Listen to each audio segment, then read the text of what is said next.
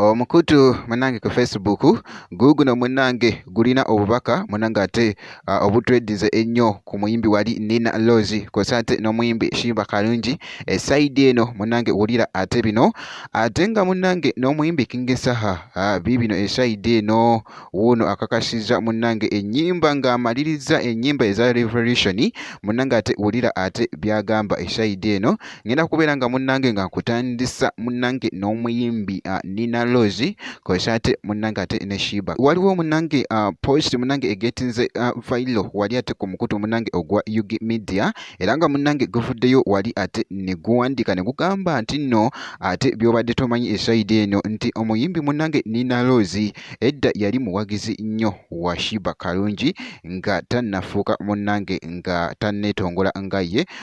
mu bya kuyimba. Bombi munange baakoleranga wamu munange okuva wali ate mu ttiimu No Sleep kiyite TNS muganda wange gwe alaba Jaminat Yugi kyokka nno oluvannyuma lwa Nina Rose okuva munange ate mu kampuni eyo oba munange ate mu kibiina ekyo n'agenda munange okukola omulimu ogw'okuyimba yekka kigambibwa nti okusika omuguwa kweyongera munange yadde munange omukwano gwabwe gwayolekengana wali ate n'okusomoozebwa muganda wange gwe alaba Jaminat Yugi Nina Rose bulijjo munange abadde alaga nti yeegomba obuwanguzi munange ate obwa Sheebah wadde nga waliwo enjawulo bombi bakyalina amaanyi mu nsiike y'okuyimba mu Uganda ate nno nga bakyenyweza nga munange nga abakyala nga bayita mu kuyimba kwabwe. Kakati noobo munange ate post eno etweddize nnyo wali ate